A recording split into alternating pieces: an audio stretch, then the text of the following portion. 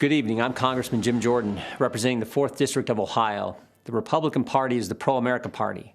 President Trump is the pro-America candidate. This election is about who can preserve the values, principles, and institutions that make America great. Don't believe me? Look at what's happening in American cities. Cities all run by Democrats. Crime, violence, and mob rule. Democrats refuse to denounce the mob, and their response to the chaos? Defund the police, defund Border Patrol, and defund our military. And while they're doing all this, they're also trying to take away your guns. Look at the positions they've taken in the past few months. Democrats won't let you go to church, but they'll let you protest. Democrats won't let you go to work, but they'll let you riot. And Democrats won't let you go to school, but they'll let you go loot. President Trump has fought against each of their crazy ideas. He's taken on the swamp, all of the swamp, the Democrats, the press, and the never-Trumpers. And when you take on the swamp fights back. They tried the Russia hoax, the Mueller investigation, and the fake impeachment. But in spite of this unbelievable opposition, this president has done what he said he would do.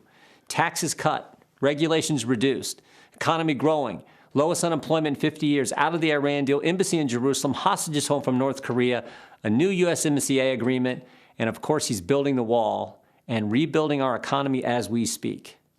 I love the president's intensity and his willingness to fight every day in Washington for our families. But what I also appreciate about the president is something most Americans never get to see, how much he truly cares about people. Our family has seen it. 2 years ago, our nephew Eli was killed in a car accident. He lived a mile up the road from us, grew up wrestling and training with our boys, was a high school state champion, varsity athlete for the University of Wisconsin. It was a Saturday morning, 3 days after the accident.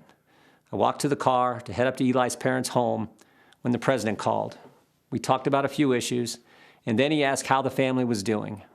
I said, "They're doing okay, Mr. President, but it's tough." The president said, "Yeah, losing a loved one is always difficult, and it's really tough when they're so young." I then said, "Mr. President, I'm actually walking into their house right now.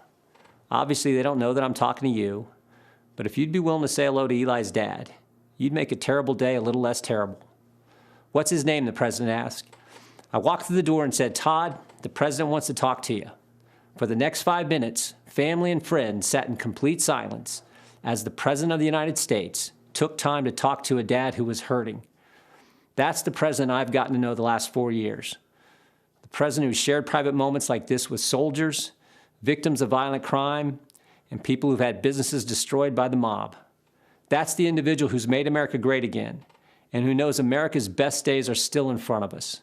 And that's why I'm busting my tail to help him get reelected. I'm asking you to do the same. Thank you, and God bless our country.